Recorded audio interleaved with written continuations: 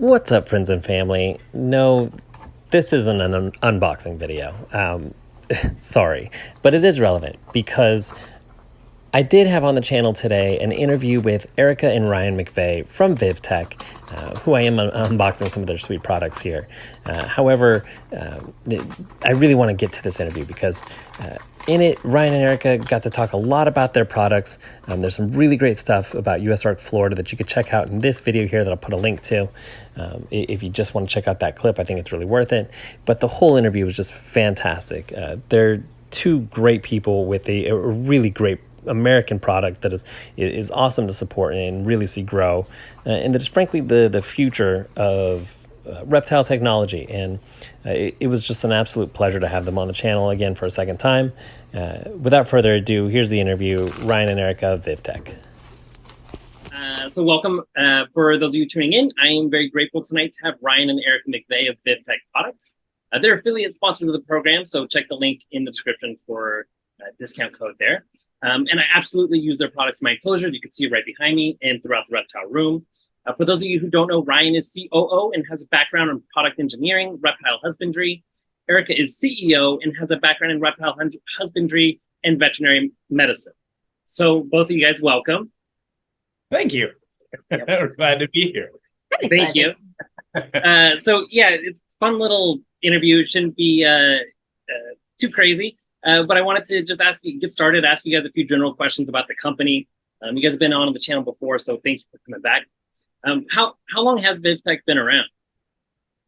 2 years. Yep, 2 years in, actually, as of the last Schaumburg. So yeah.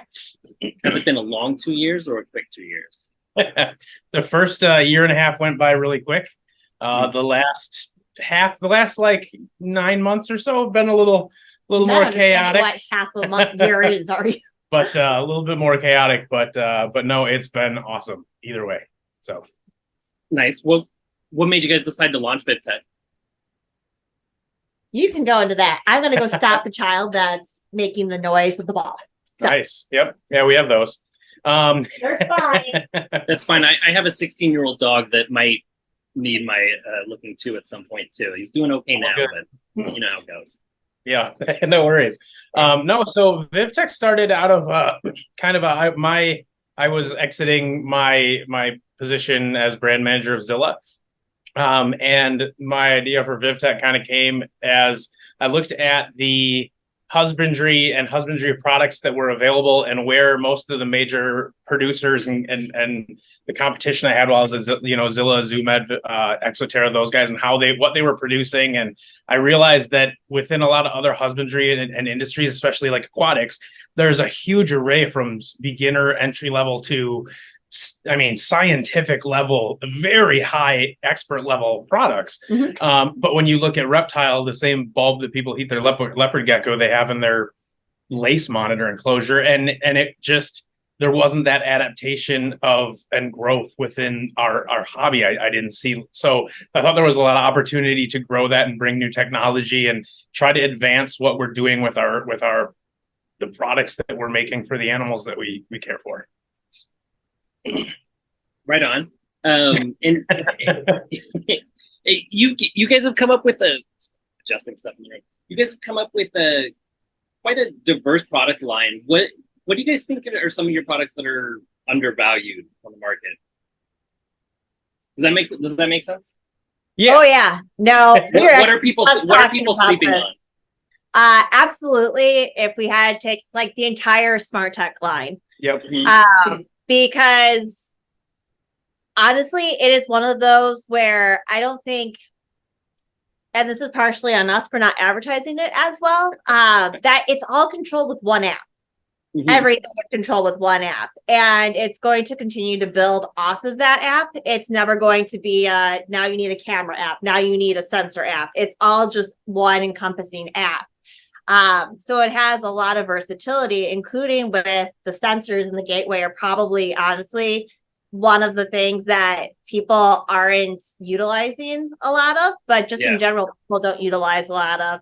But we're starting to see that more and more, especially you've been preaching the word of the sensors for a while, and we've been noticing more of that. I love our sensors. They're awesome. It's I seriously love the sensors. I love the smart timers. The fact that they can dim is pretty neat. I've been playing around with that and using it for either heating or the UV because that's dimmable too. So I still don't know. I can't leave stuff alone. So when I have a cage set up, like it looks like this week, by the next episode it'll look different. There's so many little like pinprick holes in the ceiling from where I've like moved a bulb. I'm like, no, you know, it needs to be here. There we go. That's the right basking spot. yeah, And so I like that you guys put. But a neat feature that I found out relatively recently is that some of the other smart, some of like the generic Amazon brand sensors, they'll load up in your app too. So some of my old smart outlets that I've had for a few years before you guys loaded, I'm actually controlling them with the VivTech app, and I think that's pretty. Yep. So we've actually convenient. heard that a couple of times, and so what it is some of the companies also have worked with those app creators, and what part of why we like our smart tech line is because no matter what we bring on, it's not going to get it's not like an Apple where you have to like constantly update it or you can't use your phone anymore. Like you'll be able to use those things. And so they still have some of the more, you know, outdated models that other companies might have picked up. So that's kind of a fun one, but I've gotten that like a couple of times where people, you know, kind of freaked out a little bit, like, oh my God, it's finding other things. No, calm down. Really? They had a problem with it? Customer service is great. yeah. There's been interesting people, but yes, for the most part, like 99% of the stuff is like, hey, how do I get this to set up on our internet? Yeah, most of the time it's most internet when it gets set up in your house and on your router is your router will switch from 2.4 to 5 gigahertz internally, depending on which one is better. And it doesn't let you control it. It just shows you your internet. Yeah, and it does it in the background. It'll only, unfortunately, with almost all Wi-Fi and smart products right now, there's some stuff moving to 5 gigahertz, but not much. And the reason is because the lower the 2.4 gigahertz has a stronger signal at short range through walls and things like that. So that's why they stick to that. But with the way routers are now, it doesn't give you that option or show you dual bands. So you have to go to your service provider or go to YouTube and find out how to go into your log into your what am I thinking? Your router, and then either separate out the bands or just run one or the other. We were able to do that with ours, where it separated out. We have our Wi-Fi is called the Burrow, and it's 2.4 or 5, and we can switch between them individually or whatever. But then all my smart techs on are 2.4. So that's been the biggest issue, is just trying to explain that to people. But I feel like it's going to be an issue for everybody, no matter what, just because that's just something that's kind of a pain in the butt to do, and we're all stuck doing it. And honestly, it's something that's done automatically by a lot of products that we already have. For instance, most people who have printers or scanners, they're already on 2.4 already. And it just automatically sets it up and goes to a 2.4. And we just, our button coil are, you know, jumping around and courting each other. So you don't realize it. So online, if you go to VivTech, under VivTechProducts.com under resources, we actually put on there, you know, the top, I think it's like 7 internets that are in the country and how to find the information to get that 2.4, was it broadband? Yeah, 2.4 gigahertz Wi-Fi broadband. Yeah, whatever it's actually called. Band. Yeah. Oh, there you go.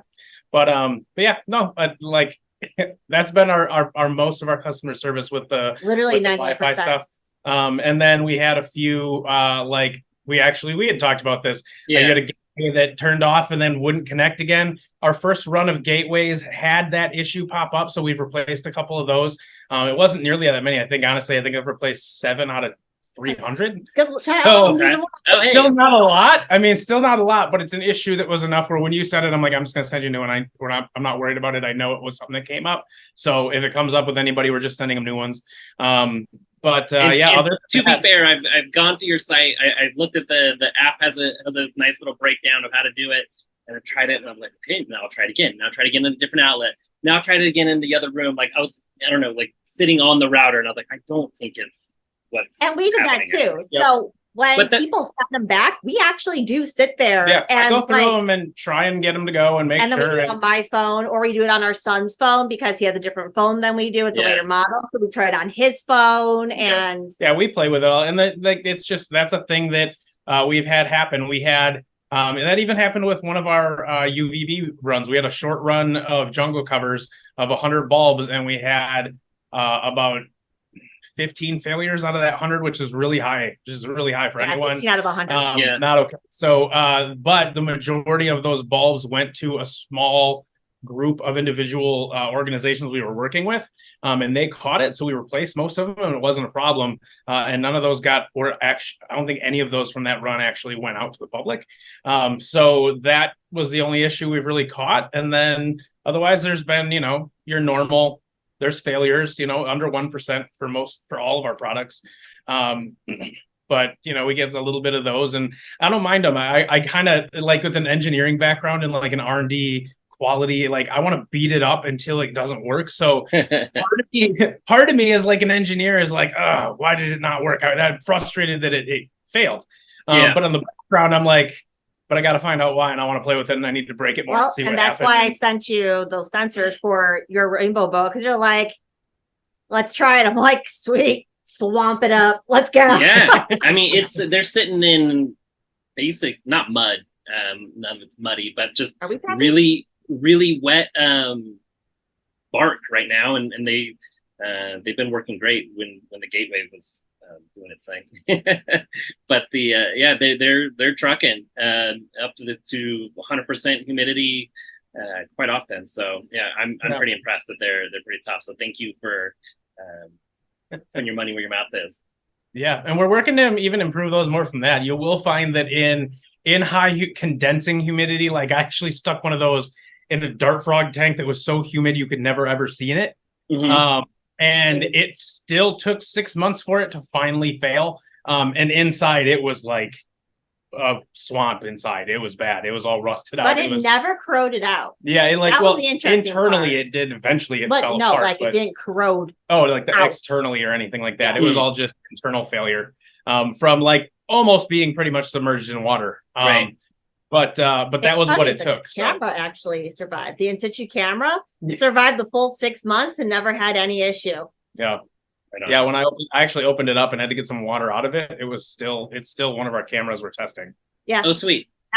Yeah. Now we put it over the crocodile tegus, I think. Yep. Well, let me ask you guys. Let me switch gears a little bit here, and you can say nothing if you want, but I always wonder, because I think the thing I love about the reptile community is very collaborative. I was wondering if there were any products from other brands or companies or anything like that you thought were something you really liked or that you found really interesting or gave you ideas or anything like that. Honestly, the modular cages. There's a couple of companies that are making them right now. But I know, is it Apex? Apex. I ran into them at Anaheim last month or whatever, and I was really impressed with how they looked in person. Walk past them. Like I walked past him at I want to say first time I saw him was at a Pomona show, and I got my one chance. I had people in the booth, and I'm like, I gotta pee, and then I want to run down this aisle and run back down, and then you guys So I got to the end, looped around, walked past. His was the only booth. I hooked a corner, stopped, came back, and went and looked at. I mean, I really went through it and then out the other side. But that was one of the only booths I stopped and went back to. And I was like, I like his hardware on it. I like the way they're constructed. The complete different way of just all these cages connected to each other. And I'm like, that's. But it's cool. Expansive. It's something that you can expand because, like, we have no desire to do caging. And being able to see some of the caging that's coming out, especially like the modular cages where people can be like, okay, well, I have this animal now, and then with an ontogenetic change, it now has this type of habitat, and you can actually create that habitat. Yeah. And then you can also create more naturalistic environments by creating like a 90-degree angle with like a sight window so that they can still get away, but they can see, and now they have to like try and get to their food and stuff and like problem solve. Like, I think that's awesome. A horizontal L with a vertical piece, so you can do something like super dwarfs, which could have a huge water area, mangrove, and Yeah. then one of the mangrove roots just goes up 6 feet.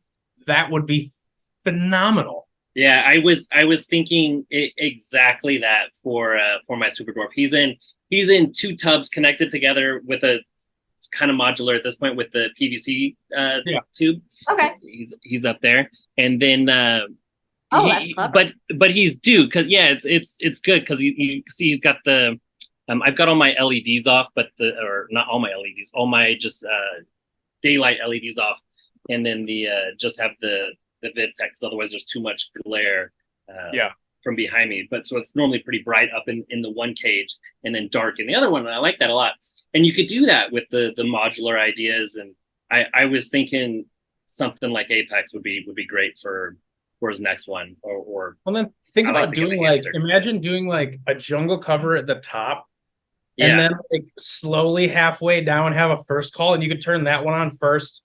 And then an hour later, you could kick that lower one on, and then you could kick on your heat. Like you could slowly light their enclosure. I mean, you could do so much cool stuff with that and really segment out different microclimates and different like, areas where your animal would hide and utilize. I mean, it's just so many cool options with something like that. So that's definitely breeding groups cool or anything like that to reduce stress on the females or the males, depending on the kind of group.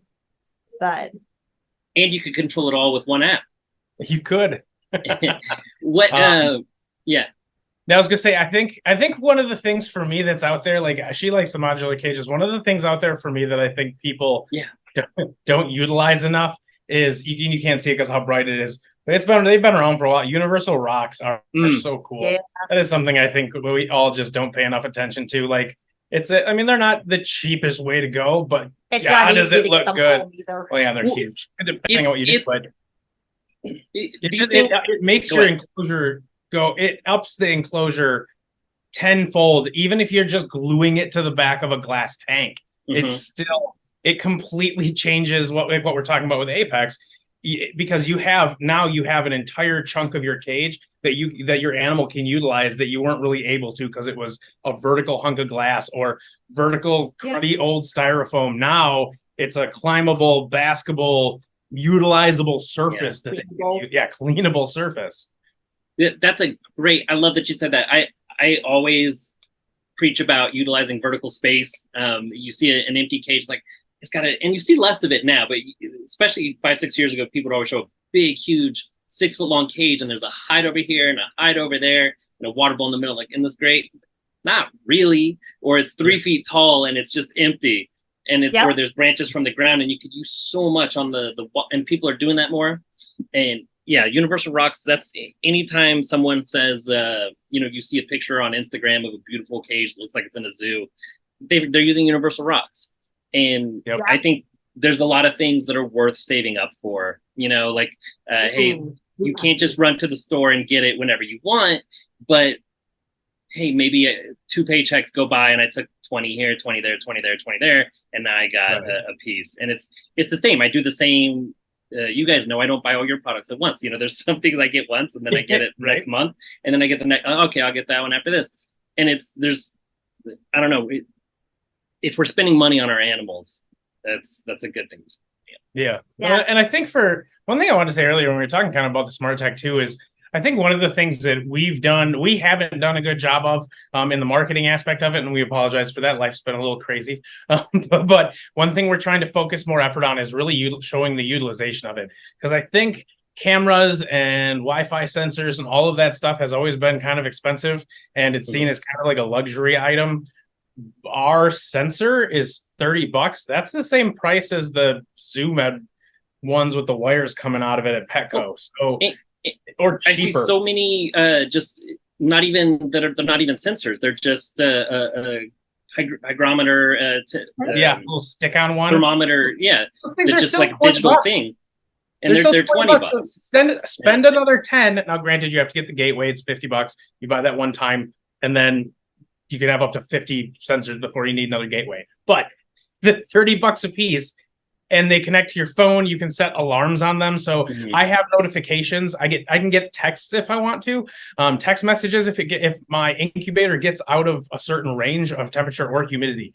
That alone, huge benefit. Or for some of the animals that we have that have very specific temperature requirements, or if we're cycling something, or there's so many reasons that I would want to know accurate temperatures, or I would want to know, let's just say the room, my reptile room, period. If my heating unit goes out in the winter, or all of the unbelievable how about the summer when the air conditioner or just scary. I had that this summer. Natural disasters that have been happening. Texas with the freezes the other year, and Florida with hurricanes, and all of the heat and cold. And it's one more peace of mind you can have, and it's not more expensive than what you're using or not using anyway. Minnesota a couple of years ago. Minnesota had a deep freeze and a lot of power went out. Dave Kaufman lost his colubrid collection. There was a lot of that happens, and I remember that. This could be the difference between you saving those animals or not. And not being able to, or finding out too late. And then even things like the camera, it gets, again, looked at as kind of like I'm just looking at my cute little animals, but it's not that for me. Like, it's that I get to watch them. It's neat. I can show people at any time. Cool, whatever. It's not that for me, though. Give me a heads up if you're going to look at the reptile room, though. But what it is for me is I've seen the courtship behaviors of our crocodile tegus, because I've seen them doing it and being able to watch them and watch how they're utilizing their enclosure. And we've made adjustments to their enclosure to give them more places that we're finding that they're utilizing more. Yep. So we've shifted their habitat in order to give them more places to utilize, hoping to get them to breed. And so it's a huge benefit for me as a keeper and as a breeder, trying to understand what my animals are doing, why, when, how. And I can always kind of check in on them for some animals like that are shy. But also the other piece of it too is it's also our security system for our whole house. The spinulosis for their play behavior. Yeah, well, that kind of stuff is cool, but like I can check and see if I know one of my monitors is gravid, I can watch to make sure that she laid, and I can watch her dig her flick dirt, and I can see that, hey, in the morning when I wake up, I can go through last night and say, oh, she laid her eggs. I need to go check. I need to go dig them out. Or my personal favorite, that monitor got out. That cage is like the crack was like that big, and she was like, no, we're gonna get through. Didn't find out where she went. It's a lot easier to find her that way. Oh my God, substantially easier.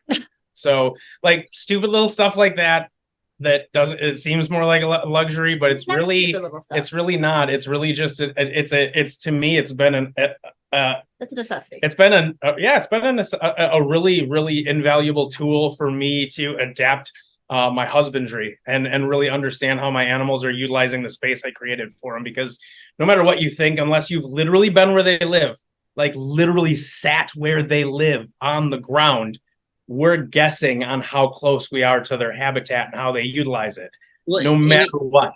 Even then, we're not going to get, for instance, we're not going to get close. Yeah, I have a snake at work, and someone came by and said, oh, I want to see my little friend. And I said, well, he's burrowed right now. So, and they're like, why does he do that? And it's like, how much time do you got? Like, it could be this, it could be this. It is also, starting September, so it could be this, and all these various, their behavior is so fascinating that I think that's cool to have a camera inside. You get a chance to catch it at all those times. You don't have to be sitting there staring at it, because it's not even just 24 hours. Sometimes it's a full 6 months, 12 months, 18 months to see the full scope of what these animals are doing. That's right. And then sometimes you're like, why do they do that? And you're like, oh, just because they can. Yeah, why do they keep messing with the misting system and turning it at the windows? Because it's a swing. Yeah, a spinulosis swing on it. So we couldn't figure out why our misting system was always jacked up. So we pointed the camera up at it, and you can actually watch our male grab it with his front legs and swing himself.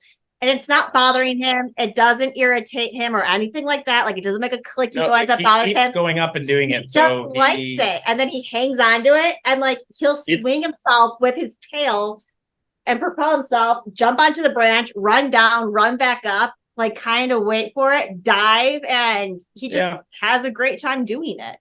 Only one that does it. The two females don't care. They don't do it. It's do you guys watch I Think You Should Leave on Netflix? Haven't. It's a ridiculous comedy. I feel like you guys would like it. I wish you'd seen it. There's a line where the guy says he's on a dating show and he gets kicked off because he was really just there for the zip line that goes into the swing. It's like a Bachelor spoof. That's my stimulosis. Yeah, so I was saying he's really just here for the zip line. Yeah, I feel like you're really just here for the zip line. Like every now and then, it's like, look, I'm trying to mate with her. She's just not having it. Okay, now, like, yeah, no. I'd like him to focus more on the women than the zip line. Sure. Yeah, no, it fits perfectly. Yeah. But yeah, I mean, so that it's a cool way to get a chance to look into the animals, and we've just seen some incredible behaviors from it. But like zip lines. No, that's cool. Yeah, to get to see him playing. This is something I usually kind of get towards the end, but I want to get it right here in the middle. Can you guys tell me what USARK is and why it's important to support them? We're both wearing the t-shirt, so I know we know, but I love to get this out there in every interview. Yes. So I'm just going to go take care of the kids. I'll do the quick USARK thing, but I actually want to focus on USARK Florida this time because I don't think enough people really get it. USARK is the United States Association of Reptile Keepers. It's the only it's the only organization in North America, lobbying organization. Oh, there goes the lights. Yeah, all on VivTech timers, by the way. Same. Yeah, there went my fans. Ryan, focus. Sorry. Anyway, United States Association of Reptile Keepers. It's the only lobbying group that fights for the rights of reptile keepers on the national and state level. They're basically, think like the NRA for gun keepers. They're our guarding organization for the right to keep reptiles in captivity. And that's for the ethical keeping of reptiles. It is not for every douche to keep some crappy non-kept animal in a little box and confined. It is for the responsible keepers, the people working to keep healthy animals and the longevity of animals in captivity, and be able to interact with them in positive ways. And it's all about responsible keeping. So that is what USARK is. And everyone should be members. If you're not, you should be. And if you're not, then nope. I would say lots of bad things, but my PR representative is within hitting range, and I'm going to not say anything. I know, and she doesn't hit me. I just say that a lot, and it makes her really frustrated, but she really doesn't. But no, you're little and scrappy, and I think people believe it. That's why it's fun for me. No, so anybody should be a member of USARK. And the reason really comes down to if there is, for some reason, a lawsuit or a federal ban and we have to sue the government in order to get our animals back, there are things like that can happen where the members in the last lawsuit with the large snakes, the members of USARK were allowed under a conditional something. I can't remember exactly the terminology, but basically we were allowed to, members of USARK at that point in the lawsuit or up to a certain point were able to ship the pythons across state lines, but basically only if you were a paid member. You were exempt from that ban until the end of the lawsuit when it was going to, USARK was going to basically. So basically that was a huge benefit for somebody to be a member, and you couldn't even pay the day they said that to do it. You had to have been a member prior to the certain date. So that's one of the reasons why it's important. The other reason it's important is it really is the way that you do support USARK. I mean, you can do it on a $5 a month auto pay and just set it and forget it. And I mean, I understand finances are tight for a lot of people, but even when I was like scrapping in college, I don't think I would have noticed a $5 here or there. I think there's ways you can find it, or otherwise, even if you can't, then just watch USARK, be on the Facebook page, follow the website, be on the emails, send in letters, no matter what state you're in and no matter what state it's for, because at some point it's going to be your state and you're going to be asking people around the country to help you too. So do the same thing. Now on to USARK Florida. USARK Florida is a separate entity, but a working organization with USARK, focused on spending all of their money specifically in Florida. And why does that matter? So a lot of people are like, well, Florida doesn't really matter to me. I mean, we're literally in Illinois, you're in California. Yeah. Nowhere near us. However, what I don't think people realize, up until recently, 99% of the tegus born in the country came out of Florida. The amount of tegus we have available today is going to continue to significantly drop. And I promise you guys, in 10 years, tegus are not going to be as common as they are right now because we lost Florida to breed them in. And there's not a lot of other places that can handle large tegu scale breeding. Yeah. Same thing with iguanas. Iguanas were mass imported. Now they can't be bred in the state they're bred in the most. And again, all of the color morphs and things that you're seeing with iguanas, those are going to be gone. Captive breeding is pretty much going to be down to very few. And actually, what's screwed up about that is wild importing will be more likely. Because you won't be able to get them captive bred out of Florida. You will have to wild import them out of, and they're going to be out of people's America. Price range completely because they will be only captive bred. So the supply and demand is going to be the captive bred ones will there. be crazy expensive, and the wild caught ones will just be cheap garbage like they always were. Because they're not the easiest to breed. So there's going to be stuff like that happens. But the other thing too is Florida has up until recently. Now they're on to one but there's only two now. There were 3 large wholesalers throughout the United States. 2 of them were in Florida. 1 was in Ohio. Mhm. Now 1 of them's in Florida and 1's in Ohio. But still, even without those major wholesalers, the biggest import hubs into the U.S. are LAX, LaGuardia, and Miami. Mm-hmm. So if Miami can't bring in animals to bring to the rest of the country, and we lose one of our big major ports of entry, especially for South America, there's a lot of stuff that's going to change. Prices of things, the availability of things are going to change. There's an enormous amount of animals that come through Florida and have to come through Florida to get to us and the rest of the country. And Florida is a massive bed for turtle breeders. There are more turtle and tortoise and chelonium breeders in Florida probably than the rest of the country combined, outside of a couple like Texas and California, maybe. But I know people in Florida that have 500 ponds on acres of all endangered turtles. And you're looking at all the galapagos, all the big tortoise guys are down there. I mean, it's a perfect place for breeding a lot of those species outside. Well, it's the closest you get to the natural islands. Yeah. So and there's a lot of our hobby that is born in and comes from and stems from and has to pass through and is at one point in time touching Florida in a way where if Florida was no longer part of that equation, that entire system would break down or substantially cripple. I mean, if you think about it, that like I said, probably I didn't realize all that. Most people don't. That, so thank you. I'm it's glad you said like that. Playing, I didn't mean to cut you off, but no, but that's seriously, that's everybody is like, this is not my problem. The same thing happened in New York. When there was a lobby wanted to ban the shipping of animals inside New York. No, not shipping in New York, through New York. It couldn't in the state of New York. It could not. An animal could not be in a box. Right. Period. Yeah. Like it couldn't land there and then leave to go somewhere else. It couldn't come into New York. Again, people were like, no big deal. It's one tiny state, except at New York, LaGuardia. Yeah. That's where a lot of Europe comes in. Like there's a lot of stuff that comes in through there. And again, when that stops, it makes it also the more East difficult. Coast hub. It's also a big East Coast hub for places. So it's going to those places, all of those major import hubs around the coast, any of those states that are coastal, where those big imports come in, where animals come in from other countries.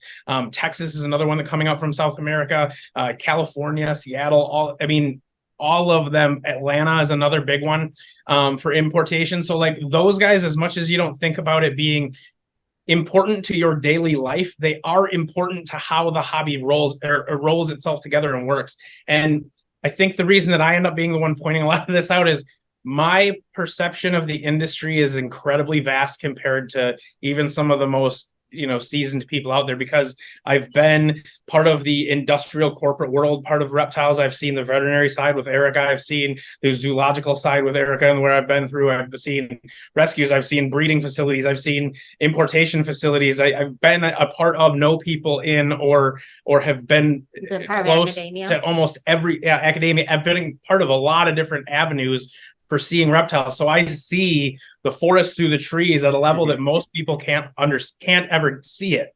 And I don't blame anyone for that or say anything. It's not a negative comment. It's just no one's given that many points of view as I've kind of been blessed to have.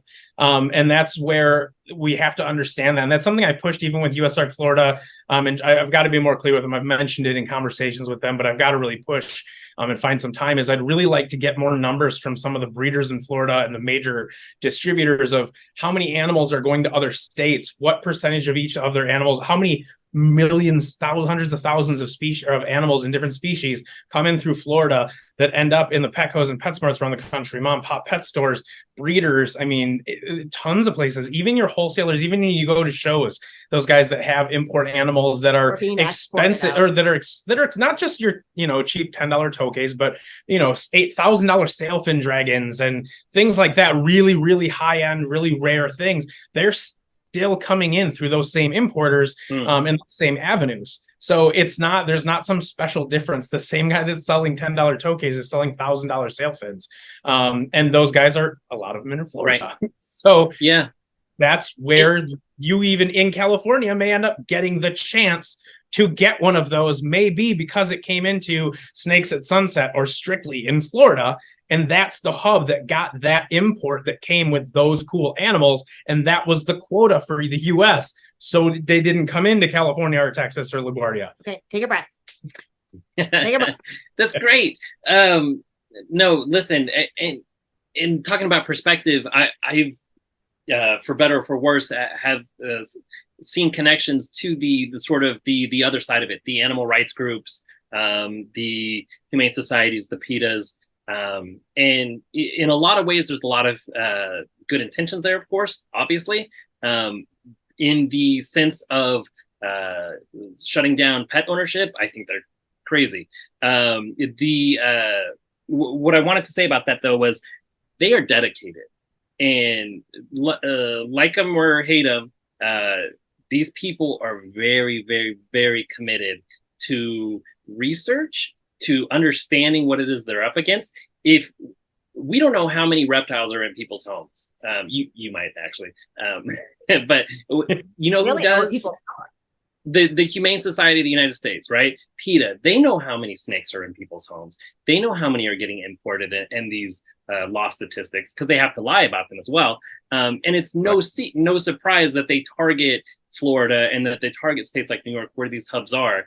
But that's great. So we can join up. So we could be a member of USARK. Can we be a member of USARK Florida too, or is that just a different situation? Absolutely. We and VivTech are members of both.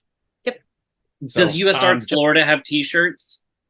I believe. Yes, but you have to buy them. Yeah, it's not the same membership. It's a totally different membership setup, but you can get T-shirts from them. But no, and I'm pretty sure if they do, I'm pretty sure Daniel sends it out way faster than Phil used to, although Vanessa's now on T-shirts, so you probably get it way faster. Like she is in the same month, let alone the same decade. Stop. Sorry, Phil. No, man, this took quite a while to get. I defended. People were coming to me like, Ryan, where's my T-shirt? I'm like, can you not USR? Big fan.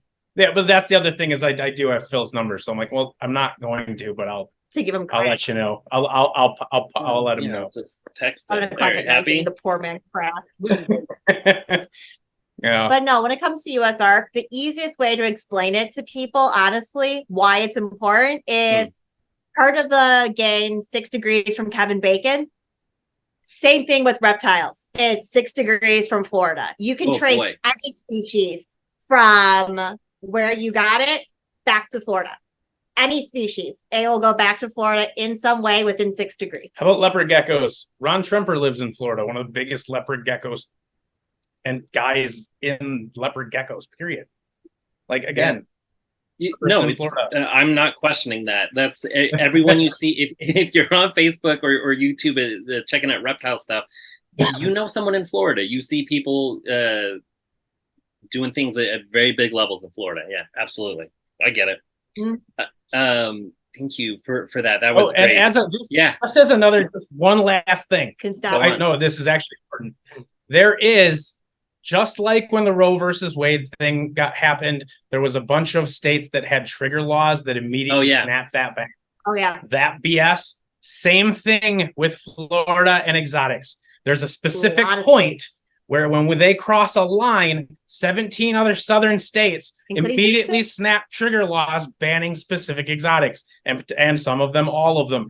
So just be aware of that too. That Florida may not affect you unless you're literally 1/3 of the country. Yep, Texas. Hi guys. It's mostly southern states. So and that's I noticed that it goes across the political spectrum too. You'll see people if you're on Facebook long enough, everything turns into an argument about which president is the worst ever.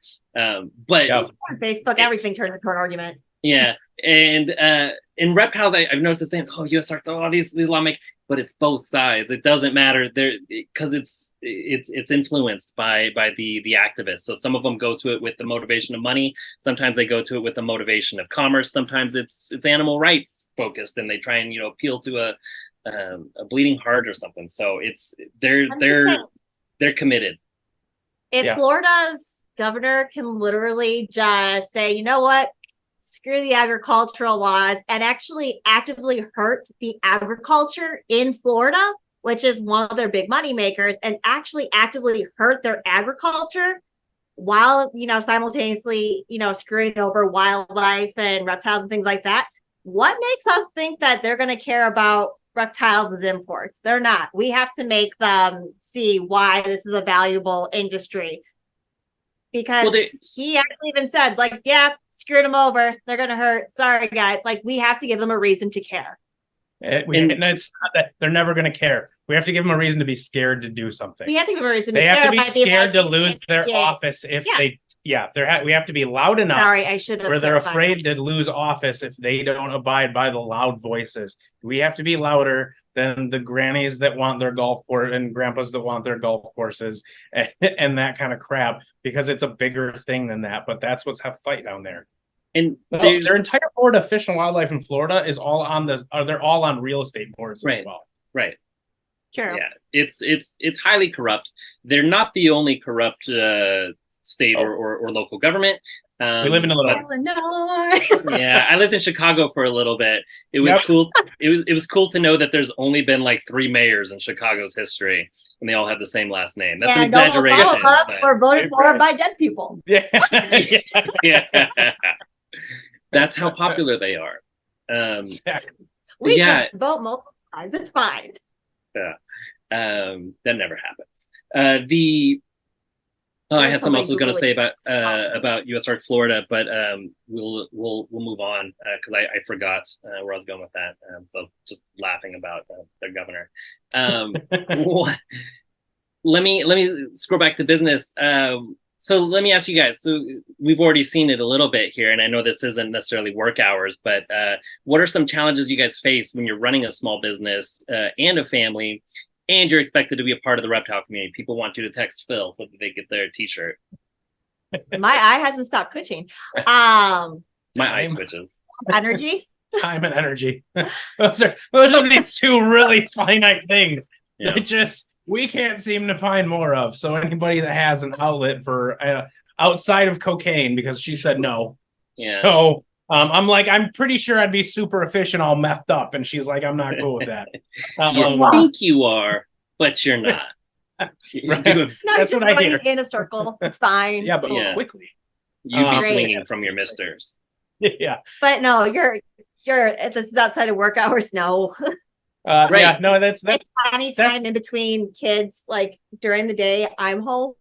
And my work hours are literally in between Bluey episodes with, our 3-year-old right now. Yeah. So that's been one thing that's been, just life, in general, has been one of the things that honestly is kind of the only thing that slowed us down. Realistically, with the business and the energy we have from people and wanting to be at shows, we wanted to be at so many shows this year that we weren't able to make it to. Earlier this year, I had an issue with my family, and we ended up having my 3-year-old niece come live with us.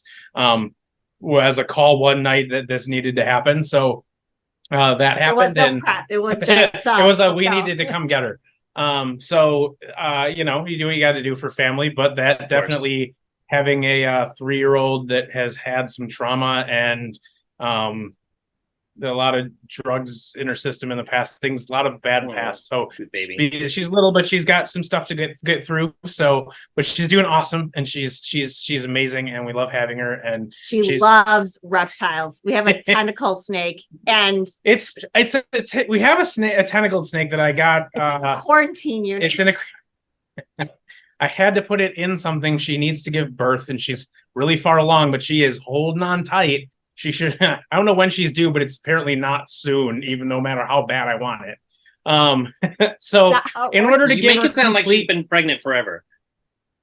No. it's well, like they are they're giant forever. And then the entire time, like halfway through, you're like, you're gonna explode, and they're not even close. This is why you couldn't give birth. Oh, I know. Like, I'm done. I was so over this. But so to give her some privacy, and instead of setting her up in a tank or anything like that, I had a really big, like solid Rubbermaid 55-gallon garbage It's also can. easy to disinfect. And we were using it to make dirt, so it was really clean. It's just dirt in it. So and it was empty. So I'm like, you know what? We got a compost roller to mix our mix in. It's just way easier than rolling a 55-gallon dirt bin around and digging in it with like a snake hook. But anyway, so I cleaned that out and filled it up and turned it into an aquarium, and put some sticks in there and a filter in there and hung a light over and attached it to the wall. So, it's all good. And now she's got a lid, and I crack it open. She's got her own complete little environment that she's got no outside anything from to keep her nerves, so she's not nervous. She has her fish and her food and her hide, and I go in there and she's basking, and she kind of looks up at me and just kind of chills. And yeah, She's but Ellie, our my niece, Erica went to show her, and now she has to check every day. She has to check on garbage snake. Yep. Garbage snake. And so you expect like a king snake, because you say garbage snake, and people are like, "Oh, a king snake." We had somebody come over to the house and she's like, "Garbage snake," and I'm like, "Yeah, come and meet garbage snake." And we're like, it's a temporary like quarantine situation. Like, don't keep them like this. But and it does have a VivTech light in there, so it does have daylight. It's not like dark. She basks. It's totally segregated and nice. She got everything. Open it up, and like they're like, "Oh my god, it's a tentacled snake." I'm like, "Yeah, garbage snake isn't like a throw." Yes, this isn't like what we think of her. Yeah, no, it's not our name for the snake. Throwing her all the old like rats and stuff that like none of the others want to eat. She's just in a garbage can. Yeah. So a place for everything and everything in its place. You could also put a camera in there too if you don't even want to disturb her or check on her. There we go. Why the hell didn't we think of that? I like checking on her. I get a little, we give her, I just like making sure she's all right. I like the eyes on her. Plus, it's a tentacled snake. I love looking at it. Fair enough. She's super cool. I like how he also is like, "Oh yeah, no, I already thought it's of that." Yeah, no, it's for her because For the knees. I always think of that. Well, in the one thing, so if we go back to your UV bulbs, I use them. You can see they're up there. They're switched off now. One of the most, it's really one of the most incredible products you guys offer, because in my opinion, it revolutionized where we're headed with UV technology. But I want to ask you something that I hear often. So it's that the spectrum from the LED bulbs is just too limited. So and I know you guys know this, so correct me if I get these numbers wrong.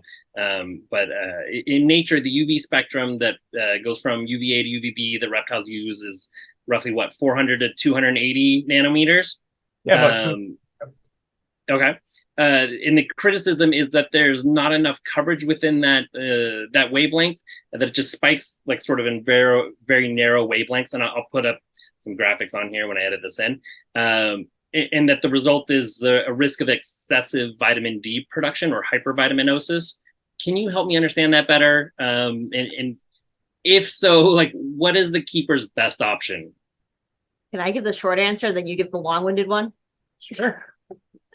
So it's usually around the 320 nanometer wavelength that people are talking about. And that's the spike that people are usually talking about. And that's in UVA range, right? Or that's UVB. It is that's UVB. UVB. It's kind of like right in the...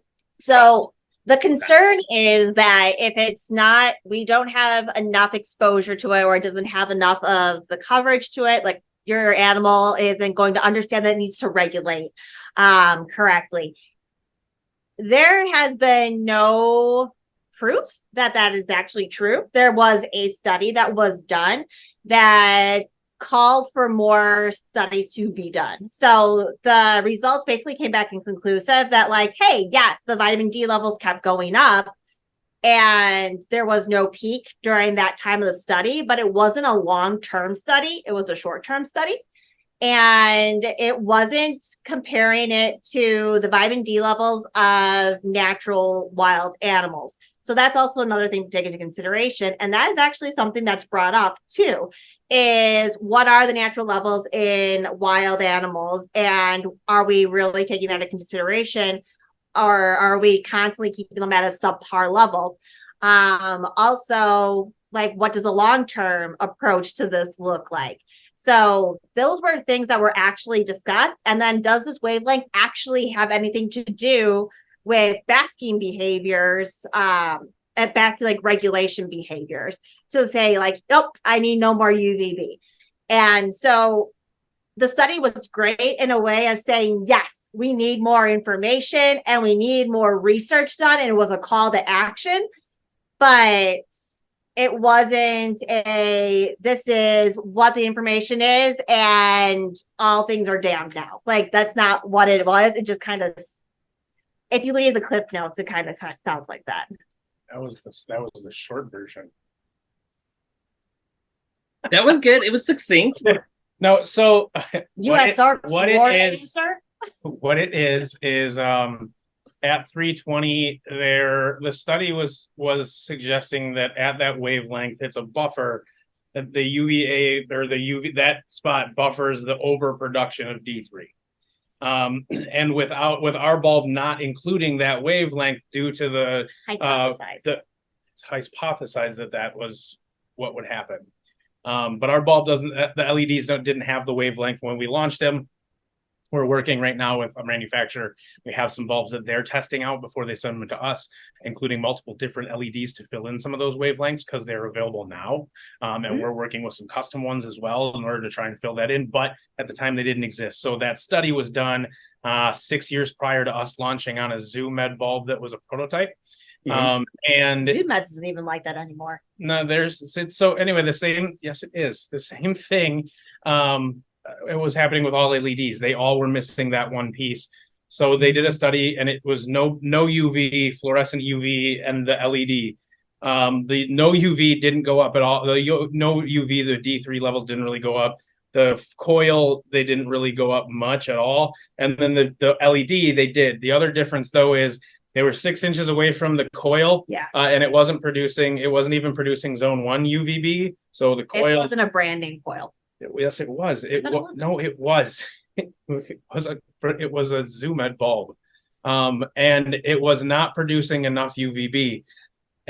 So in order to keep the consistency, they put the LED at the same distance. The LED at that distance is an incredibly high UV index. One, but two, that animal's D3 levels increased and didn't stop, but they also didn't go to a point of being dangerous. Then they weren't at the level of a wild animal yet either, and that's where it needs to be done longer to find out if that capped or if it peaks or if it's uncontrollable. That was a potential concern. However, again, that was all a hypothesis, and it was stopped before there was an accurate understanding of what happened. And that was the call out in the paper: more needs to be done to find out. And that was seen as gospel, as like, that's it, that's what's going to happen. So we knew of that. Well, concern. It's in a paper, Ryan. Right. But anyway, we knew of that concern. We had tested those bulbs on our own animals for about 8 months before, actually. Longer than 8, probably closer to a year before we launched the bulbs. And I will admit, we were not doing regular D3 serum levels. We were going based on Erica's veterinary background and examinations, and watching for different triggers and things that could be D3 hypervitaminosis. Kind of looks like hypovitaminosis. So there's things that we would obviously notice being interacting with our animals regularly. And as someone who's a veterinary professional in exotics who spent her entire life working with reptiles, that's what we were watching for. So there isn't a study out there that ever went the distance to show this. We are working with reaching out to a lot of different universities, people that we know, and trying to find ways in order to make this happen to be a long-term study, but it's very difficult. So if we can't get that done by the end of the year, we will probably kick off next year by doing our own internal white paper study with D3 synthesis levels and taking them into it, getting veterinaries checked and blood draws and things like that. So we will do that study, and then I'm going to try and do it where it's also very, very open on our social media, being able to watch us take. In the veterinary exam rooms, be able to take some of the things, looking through the papers when we get them back after we cover up our address and stuff, to show you what the levels were, put them into the notes. We're going to kind of make this very transparent, so that even though it is an internal thing, a study that we're doing, people can give it a little bit more credibility that we are doing this to find out. I want to know. I want to know if it's a problem, because if it is a long-term problem, I want to make sure that I'm fixing it. It's not to discredit that paper. Our goal is not to discredit everything else and say our stuff is good, we don't need to change it. No, it's to find the answer. And then if we can find that answer, make a better decision. And also because LEDs are, whether people like it or not, the way of the future. I mean, that's just how it is. So as technology changes, we're going to be moving more towards LEDs in this world. Other companies are going to move towards LEDs. And we want to make sure that there is more information out there that allows these companies to actually make informed, appropriate decisions. And they're not just basing it off of UVI or something like that, that they're actually really putting the time into putting UVB and UVA. You good? Give me 1 second, guys. I'll be right back. I'm sorry. Well, I know that look. Yeah.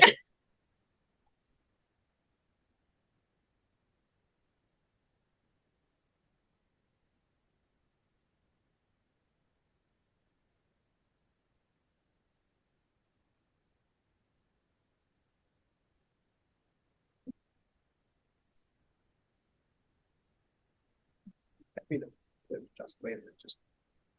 I have this for Torrini.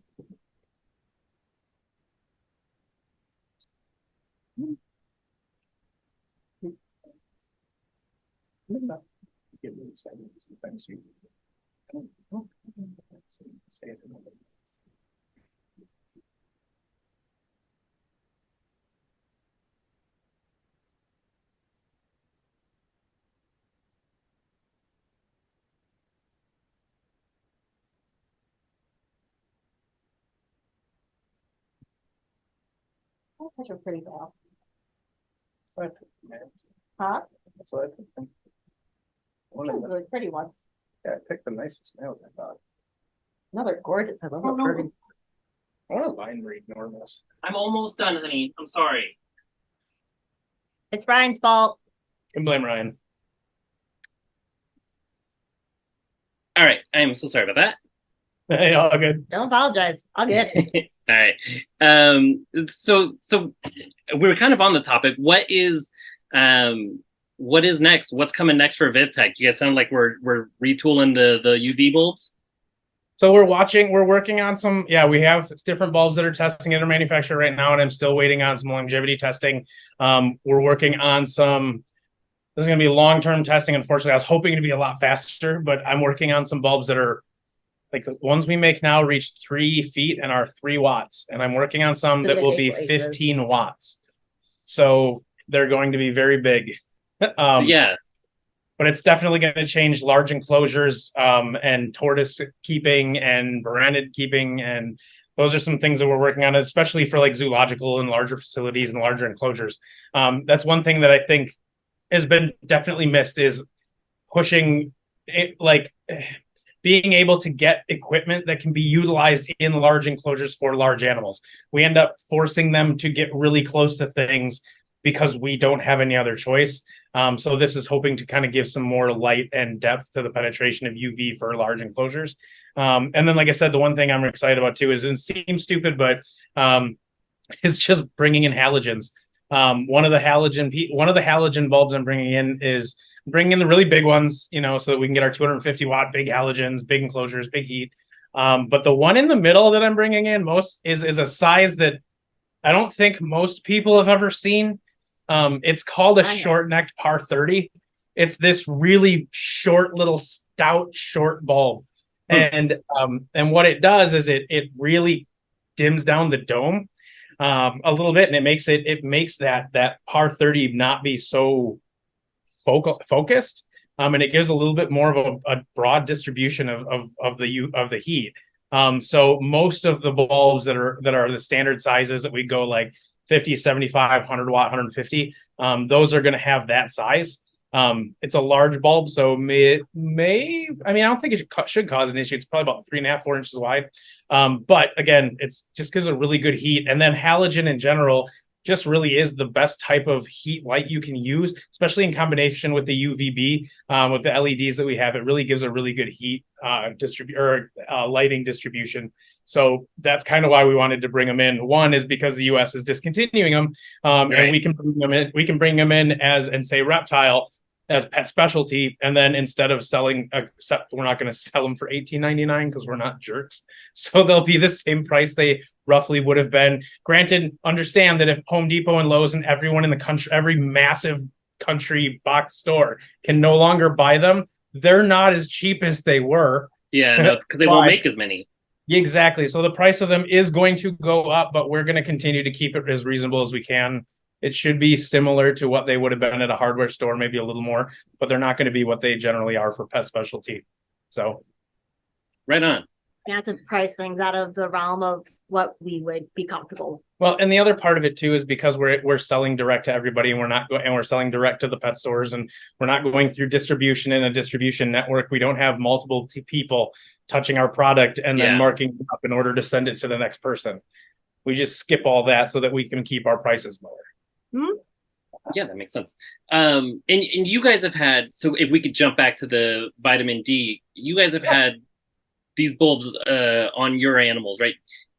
What species would you say uses them the most, and how long have you had them on it? Like, is it you have any like diurnal baskers that are just soaking it up? Everything uses them. Our spinulosis freaking love them. So, or one of the biggest changes, and one of the biggest changes I've seen is in our peacock monitors. So anybody that's watched the videos of our stuff, I constantly talk about peacock monitors. That's one of our favorite animals, and one of the species is the majority of our collection. And that species is incredibly shy. To get pictures of them, I used to have to reach around the door frame with a zoom lens and get real zoomed in and crack a bunch of pictures and then go edit them, because the second they saw you, they would just drop into the dirt. And it was one of those, like, I go to walk in the room and he'd be like, no, hold on. Just breathe her out. Okay. But after switching to this light, that UVA, so in the wild, in the island they're on, they're up in the morning around early in the morning when it warms up and the bugs are out, and then they eat, and then they'll bask throughout the day. And then by like 4 o'clock in the afternoon, it's the heat of the day, end of the day, they start to kind of just shut down for the day. And that's when the predators come out and things like that. So they kind of shut down and burrow for the day. Mine didn't really have a set schedule. And I noticed that with a lot of my animals, they were out when they were out. They were out when they needed to be, but that was it. And after most of our animals got switched over to these LEDs, there are some species like the Offenburgi, the peacock monitors, that are significantly affected by that. Their schedule throughout the day, you can set your watch to when they're out. If we don't feed them by 4 o'clock in the afternoon, their lights don't go off till 9. They won't come back out. Doesn't matter. If it's like something they absolutely love. Yeah. So they don't care. They just don't come back out. Got to have it in there in the morning or by noon for them to really eat. Noon is the latest. Like the bigger ones will still come out up until about like 2-ish, but like some of our smaller females, they won't. They're done. And it's not like they were in darkness before, right? You were just using the linear UV. No, they had UV. They had fluorescence. They just didn't have access to that wide band of UVA, which we talk about a lot. It changes their hormonal compounds in their endocrine system in their brain. It changes like their serotonin, and that's the biggest thing is the management of serotonin and melatonin and cortisol. And basically it's their stress. So they're managing their stress. And when we say like serotonin, so we're not saying, I basically tell people that any animal that doesn't have access to sunlight or like the UVA that our bulb gives out, basically is living its entire life with seasonal depression. And I don't mean depression like emo, sad, crying depression. I mean like sit on the couch, don't feel like getting up, don't feel like doing anything, blah, kind of meh all the time. Just kind of existence. That's what they're living in. And it's not, Not exactly a bad thing. It's just a function of that light. What it does, and we've learned that over time. Specifically, more in the more recent decades, it's become a lot bigger thing is the UVA affecting on the brain. But so that's just something to think about. Like that's how they live. So once you give them that light, it's like anybody who's taking their animal outside in the sunlight for the first time, or and they wake up and they get, maybe your bearded dragon turns all black and stands up, or your tortoise starts cruising around and it's just active and it's acting totally different. It's not just that it sees its world different. It excites its brain.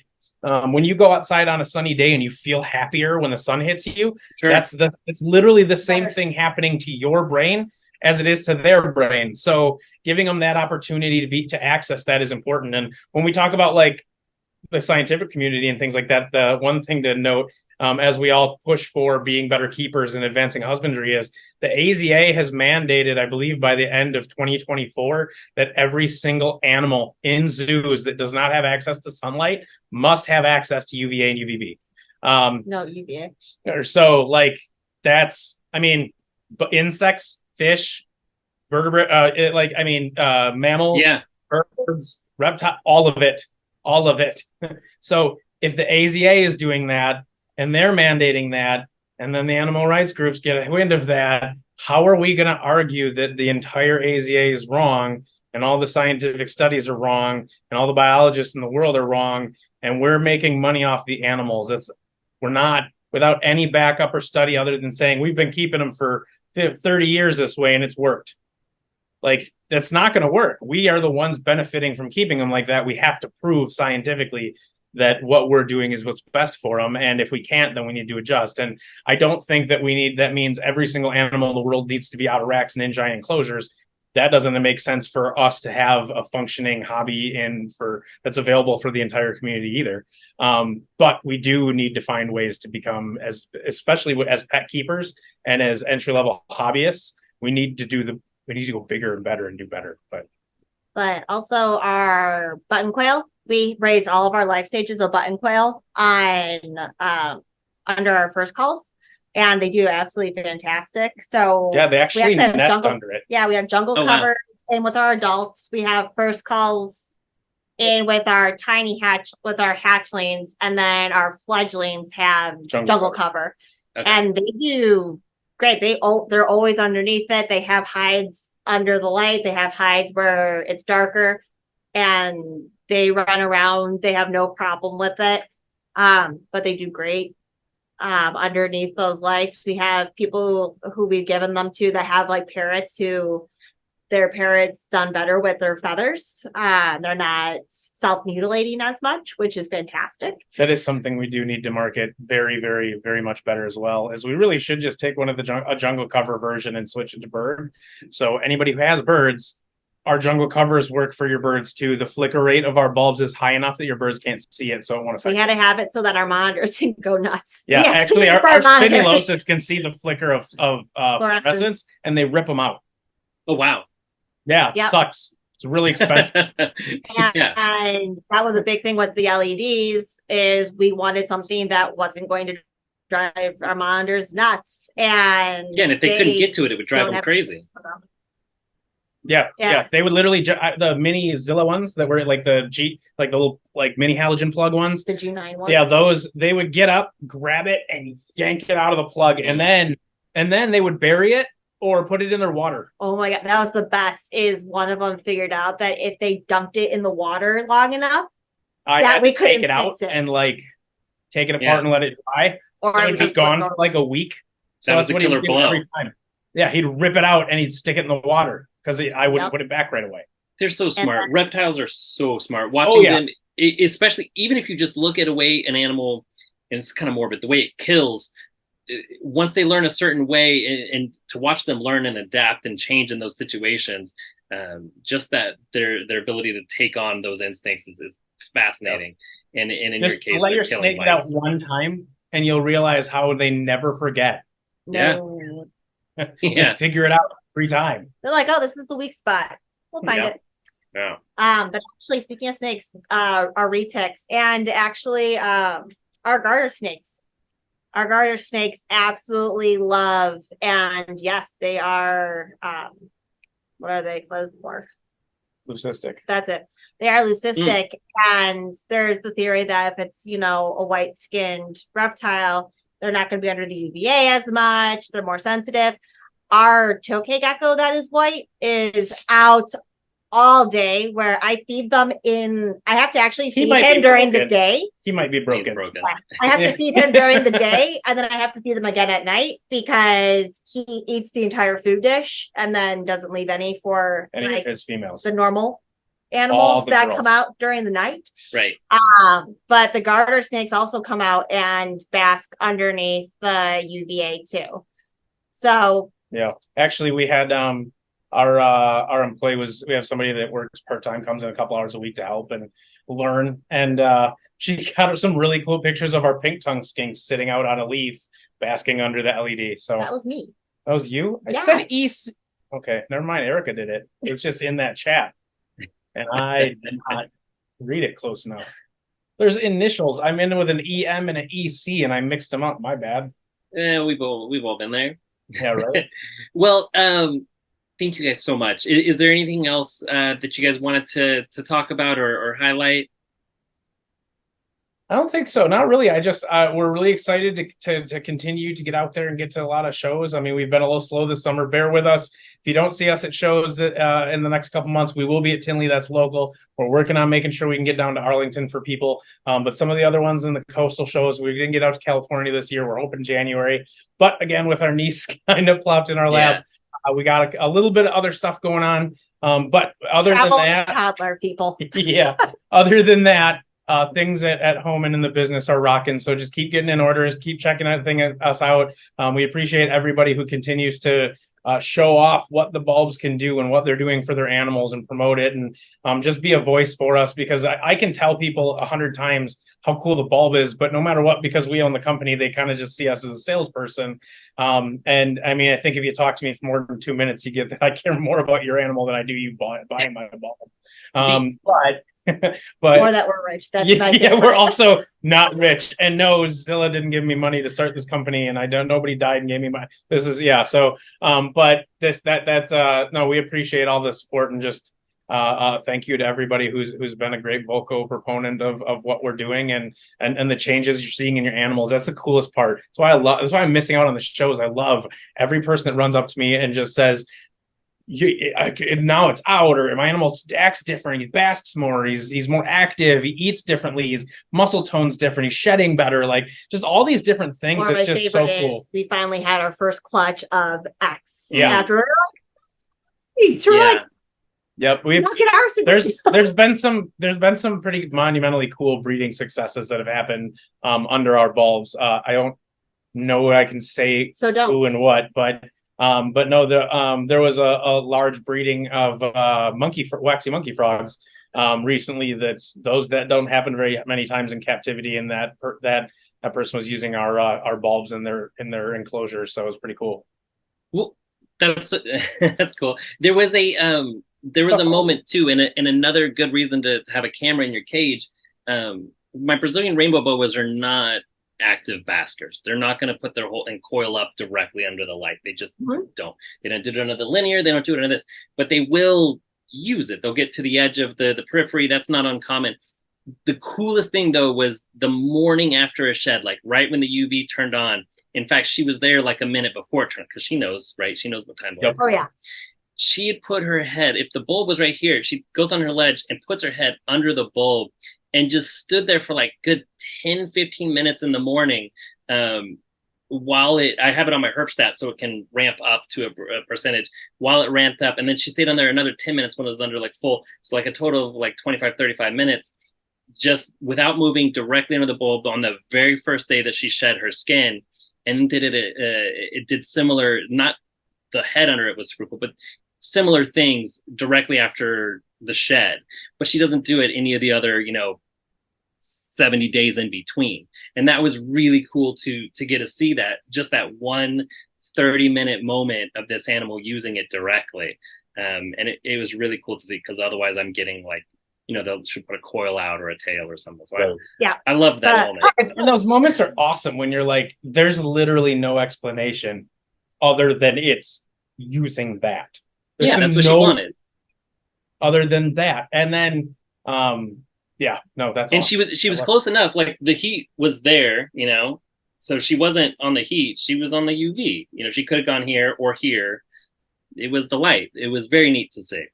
Well, and the other thing I think you noticed too originally was, well, especially with these lights, I'm finding, especially with cryptic species, under the typical fluorescent, they would bask or not, but they weren't really cryptic.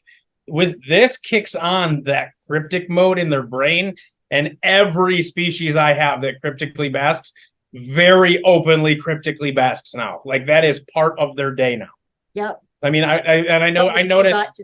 Yeah, I noticed that like with your rainbow right off the bat when you switched over, she would start going right to her hide at the light where it would creak through, and she'd put her body out. And like, I see a lot of that cryptic behavior with species that I know do that, but really didn't do it much. They kind of just were out or not. And now they're utilizing a lot more cryptic. So as I'm telling people, when you get this bulb, if you're generally like a jungle cover, if you're getting a jungle cover, you're probably going to do this. But definitely grab some foliage, some grass, stick it out, blast it through that, or at an angle that utilizes open and that, and you'll notice animals really utilize that cryptic basking behavior. Yeah, I always preach too. That's another thing, you know, vertical space, and in anytime you're using light, you also have to use shade. It's definitely not beneficial to be in a bright room. It'd be the same for us, right? We need to get out of the sun too. Crying out loud. Oh yeah. What about it? Were you guys going to come out with a linear UV LED strip? So yes. So I have samples that we've worked on testing, and we're testing really long term. So I got into this gung ho. I was just going to start blasting out all these different models and stuff, and I was ready to go. As I've gone and as we're doing testing and as the technology is advancing, I'm realizing that I want to hold up a little bit and slow down. And I'm waiting for us to get a better spectrum. And then I'm going to go, since I know the other LEDs are here, and we can dial it in. We're probably within another 6 months to a year of the next generation. Probably more like 6 months before I pull the trigger on the next generation. So I'm kind of waiting on that, because that's going to definitely change how we structure the LED layouts. Sure. And then the other thing is, when am I coming out with the LED strips that can go into racks? Because that was the biggest thing I was excited about with LED. But then also, again, now that we're looking at those wavelengths, and then that I want to have 100%, especially because when we're talking a rack, that is the one time where people could screw this up, where you could put an animal in with a light that it's too close to, or if it's too powerful and it can't get away from it, it could be detrimental. And I really want to make sure that I have everything nailed down, that we have some studies going before we really put that type of a closeness to it. So I don't think they're dangerous at all. I just think that has the biggest potential. And I want to make sure we really nail down all the wavelengths, and that we have some research that we're comfortable with before we expose animals at that close of a depth. For sure. Well, super. I really appreciate it. If you wanted to say anything else, let me know. Otherwise, we'll call it a night. No, I think we're good. I mean, please follow us on Facebook and social media, and check out the website and buy bulbs and smart tech, and enjoy watching your animals do all the cool stuff you don't get to see while you're sleeping. Yeah, definitely get those sensors. Like the weather's only getting crazier. Everywhere we look, there's a storm, there's an emergency. Like if you can't have backup power, at least know that you're in trouble, so that you can pick your snakes up and go somewhere else. So exactly. Right on. Thank you very much.